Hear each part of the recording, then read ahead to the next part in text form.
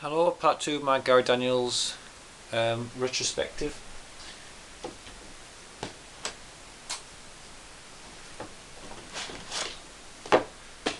And we finished off with Fist of the North Star, so we'll start with the next film he made, or the next film he made that I've got anyway, which was Heatseeker. Decide which is superior, man or machine. Heatseeker. Directed by the great Albert Pyun, who we all know makes really good films. This actually, it's not as bad as a lot of Albert Pyun's films. It unites two of his big obsessions, which of course is kickboxing, being the director of Kickboxer 2, Blood Match, Knights, and also his other great love, Cyborgs, being the director of Cyborg, Omega Doom, countless other Cyborg films. So basically this is an amalgamation of Albert Pyun's two obsessions. Heatseeker, starring Keith Cook, who you might know from the China O'Brien films. He's also the guy who trained the hero in King of the Kickboxers. Keith Cook, a very accomplished karate expert. He's the star. He plays the last completely human fighter in a future world where kickboxing is being taken over by enhanced men, like half cyborgs.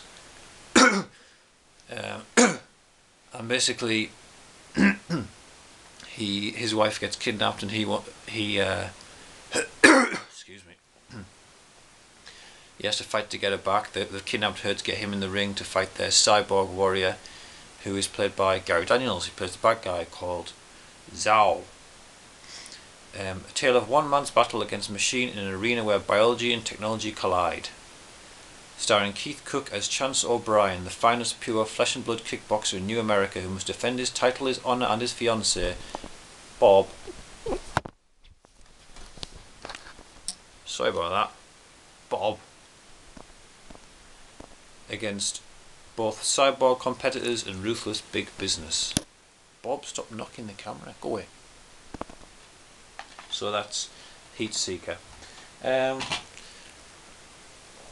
Gary Daniels, he's not in that much. He plays the main bad guy. He's a lot of good training sequences where he's doing the splits across two weight benches, lifting weights. He's good. He makes a good villain, even though he's such a nice guy in real life, people say, and he makes a great hero, obviously. But yeah, I would. It's good in a way because during the fight, instead of like inspiring fight music, it's got an actual commentary by an announcer, and it's kind of, he talks about the fights as they're happening, and it kind of adds to the atmosphere. And it's a rarity. It came out on DVD in Australia. Anyway, enough of that. Next we have Rage, a great Gary Daniels film, which I believe when the Jason Statham film Crank came out, there was a few reviews I read saying that it was basically a rip-off of Rage. Somewhere between sanity and madness there is Rage. Alex Granier falls victim to the underground operations of a black laboratory where he, as one of their lab rats, is injected with lethal chemicals known to induce murderous rages, which causes him to kill people without conscience. Because he fights against the programming, goes on the run. There's some amazing action sequences, some great car chases, explosions, as you can see from the front, and Bob's sat behind the camera. She's going to do something. I don't trust her. The ending's a bit preachy, which you'll see if you watch it. It's but Gary Daniels is really good in it. Lots of fighting. It's a really polished film. That's Rage. Then we have Hawk's Vengeance, which has the great quote on the front from World of Martial Arts magazine. Exciting. Hawk's Vengeance. When the Hawk strikes, he's lethal. Basically, Gary Daniels plays a special forces agent who comes back home from the war, finds out his brother has been murdered. So he goes up against the group who've murdered his brother, including Cas Magda, who is a stick fighting guy, who's probably the most lame looking main bad guy I've seen in a film.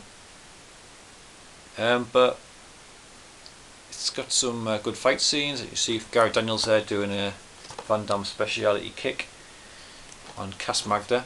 And the thing about this film I've found is that it's actually really violent. It's quite brutal. There's a bit where Gary Daniels, the hero, he does some quite questionable things, you know, to the bad guys.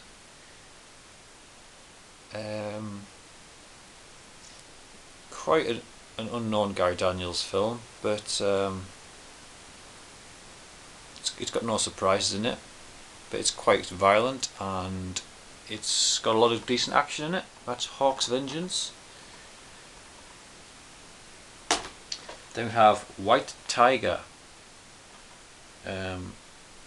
written by Bey Logan, the famous Hong Kong expert stroke journalist, the founder of Impact magazine, for those of us in the UK who used to read that. White Tiger. And this is a German DVD. When a Chinese drug lord murdered his partner, he took the law into his own hands. So that's the storyline basically. White Tiger with Kari Haruyuki Tagawa from Showdown in Little Tokyo as the villain. Again, lots of good action. Gary Daniels shows his stuff. A good film, White Tiger. Then we have Riot, an excellent film, like a small budget, but what they do with it is amazing. Starring Gary Daniels and Sugar Ray Leonard, with the bad guy played by Patrick Kilpatrick from Death Warrant, the Sandman. Basically, it's Christmas Eve in Washington. It's one of those films that's set at Christmas but has nothing to do with Christmas, like Rocky or well, that Chuck Norris film, A Force of One, set at Christmas but has nothing to do with Christmas. Anyway, Riot. There's been an earthquake. There's been a riot. The world's got the town's gotten to hell. But while this is going on, Gary Daniels has to find his way to the British ambassador's daughter who's been kidnapped by vicious kidnappers. So while there's a riot going on, he's got to do all this. He's a SAS officer, and his partner Major Williams, played by Sugar Ray Leonard. So it's got an overriding storyline of a riot, but within that it's got a smaller storyline of Gary Daniels having to rescue the ambassador's daughter. And then there's another storyline appears because it turns out the kidnap gang is a cover for a front of ruthless IRA mercenaries led by Patrick Kilpatrick. So there's quite a lot goes on in this film. There's lots of good action. I mean, this is a top quality action film, and yet it's practically unknown really, even amongst Gary Daniels fans. I mean, if it hadn't come out on DVD, it's almost impossible to find. Unfortunately, the DVD is pretty common. And I'll just check the time on camera. Okay, and we then have his all-time worst film, in fact the worst film ever made, without a doubt. The second worst film ever made is The Rollerblade 7. The worst film ever made is Pocket Ninjas. And if you don't think Pocket Ninjas is the worst film ever made, then you just haven't seen Pocket Ninjas. The fiercest fighting force under 4 feet. Pocket Ninjas. Starring 4 kids. Robert Z'Dar, the guy from Maniac Cop and the for Tango and Cash, the guy You Broke That Jaw, Robert Z'Dar, he plays the villain Cobra Khan, and Gary Daniels, for his sins, plays the White Dragon, the guy who trains the Pocket Ninjas. Really, this is an absolutely terrible film. What Gary Daniels is doing in this, I don't know. It's got a cameo by kickboxer Ian Jacklin, which is actually just footage of another film which is stuck in, and I told Ian Jacklin about it, and he didn't even know he was in this film, so he wasn't exactly happy about that. He found it amusing though. He just thought it was a bit dodgy, which I suppose it is. Anyway, it's just terrible. There's a fight scene where Gary Daniels and Cobra Khan have a fight whilst bouncing on balloons.